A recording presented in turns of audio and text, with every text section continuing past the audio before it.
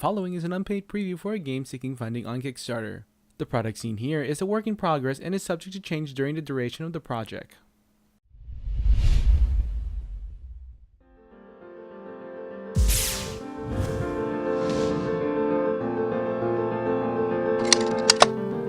Hi everyone, Garbage Stacker with the preview for Arkham Ritual, a Cthulhu-themed party game published by Ninja Star.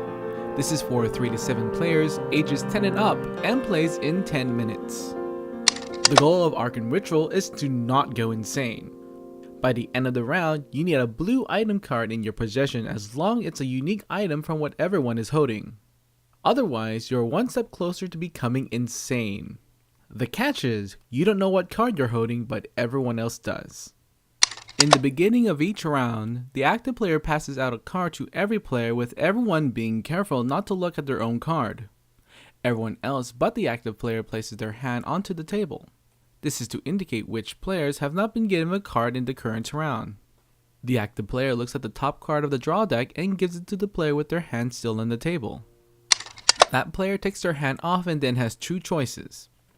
Take it without looking and discarding their previous card face up, or, without looking at it, give it to another player who has not been given a card this round.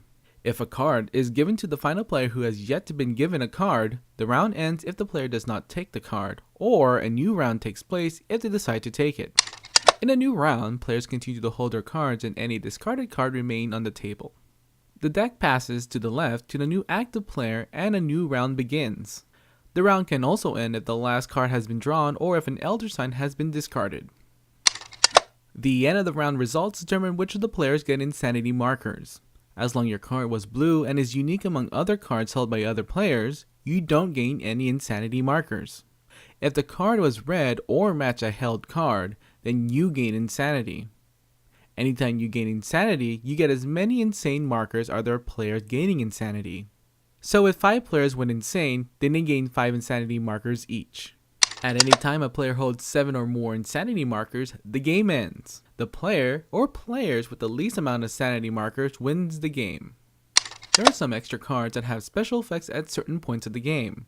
The player with the investigator at the end of the round loses an insanity marker, while the cultists reverse the colors of the cards from blue to red, and vice versa.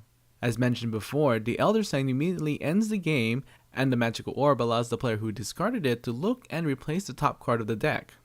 And if someone holds the Cthulhu card while someone discards the gate, everyone but the one who is holding Cthulhu gains insanity.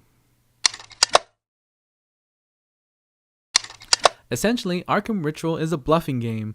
I guess the best thing to hope for to win is to make all the other players to end up with bad items.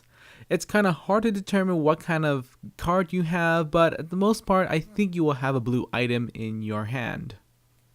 Which leads me to table talk, and with a game like this, you really need table talk.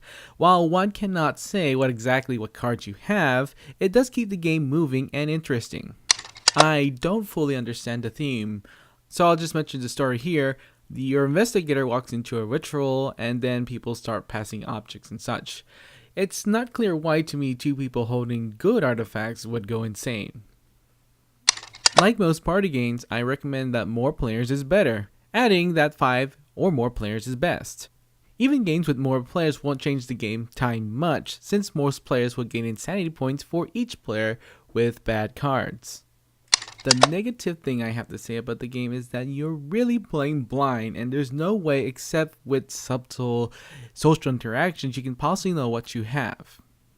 And when teaching the game, I taught it wrong, but apparently it worked. After playing the game as is, this accidental variant fixed one problem for me, which was blind passing of the cards from other players. Instead of blindly giving a card to other players, they can now look at the card before they pass it. Now this rule change makes it play like Cockroach Poker, another game about bluffing, and that's a game with kinda like the same vibe. When all said and done, I like Arkham Ritual as a small filler party game, if you don't mind a little mystery with some bluffing. I'm giving Arkham Ritual a good rating.